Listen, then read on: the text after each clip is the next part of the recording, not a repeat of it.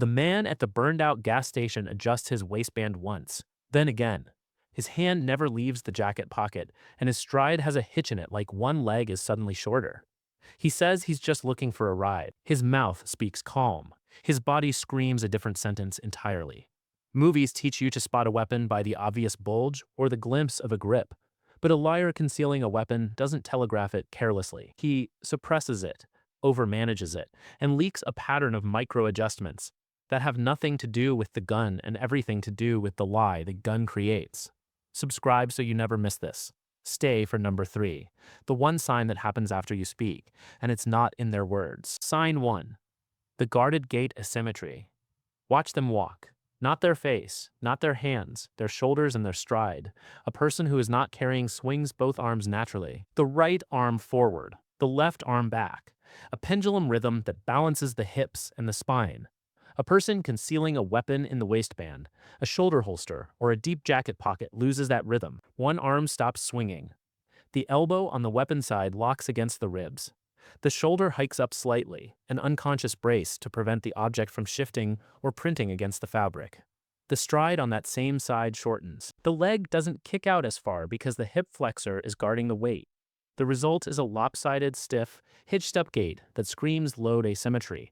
Most people stare at the waistline looking for the bulge of a grip and miss the entire skeleton screaming weapon. You will watch the walk, the locked elbow, the frozen shoulder, the shortened stride. The body cannot lie about guarding a concealed object because it does it below conscious thought. The arm is the security strap. The leg is the shock absorber. The weapon is the reason the walk is no longer human. A 2-second glance at their gait from 20 yards away gives you more information than a 5-minute conversation. The liar rehearses their face. They never rehearse their walk. Sign 2. The favor. That hand, misdirection. Watch their hands during the interaction. A person who is not carrying uses both hands naturally. They gesture when they speak. They scratch their chin. They reach for a door handle with whichever arm is closer. A person concealing a weapon divides their body into 2 separate roles. One hand is the decoy. It does everything. It points. It waves. It hands you a document. It opens the door awkwardly across their body. The other hand is the ghost.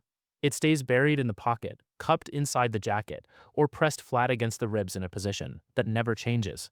The liar will contort their body to keep that hand exactly where it is. They will reach across their chest with the off hand rather than expose the weapon side. They will turn their whole body to hand you something, instead of extending the near arm.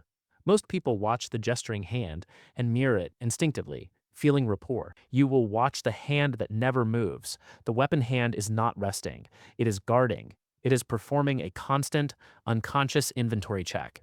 Is the grip still covered? Is the seam still lined up? Is the weight sagging? Ask yourself in any encounter, which hand have I not seen yet? The answer to that question is often the answer to whether you are in danger. The ghost hand is the lie made visible. Sign 3. The denial pattern and target rejection. You ask the question, calm, low, no aggression in your voice. Are you carrying anything right now? The unarmed person answers directly. Yes or no, their eyes stay on your face or drift to the ground.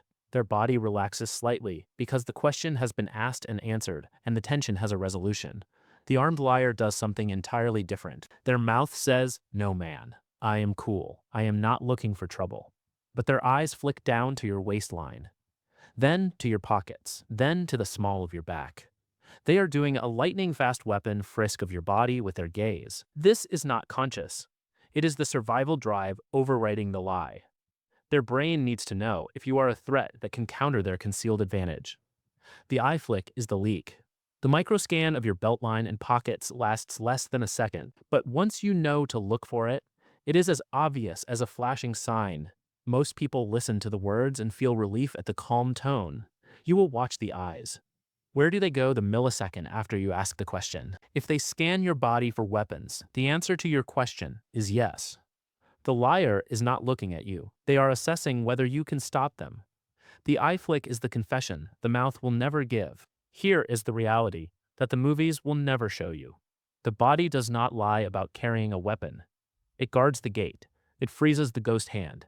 It flicks the eyes to your waistline the moment you ask the question, because the survival drive inside the liar needs to know if you are a threat that can counter them.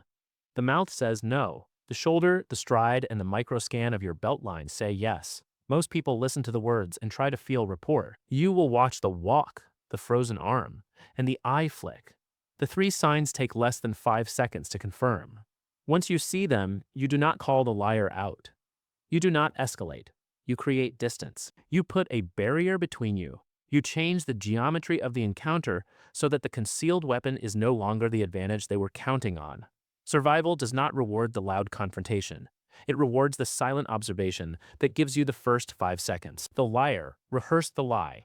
They never rehearsed their own skeleton betraying them. Now drop a comment and tell me this.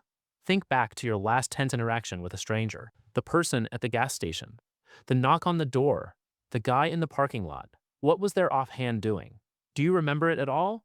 Write what you recall. And if you don't remember, that is the answer. In the next video, we are moving from detection to evasion. How to break a tail when you are being followed on foot, or in a vehicle using nothing but 3 turns and a door you already know is there. I'll see you there.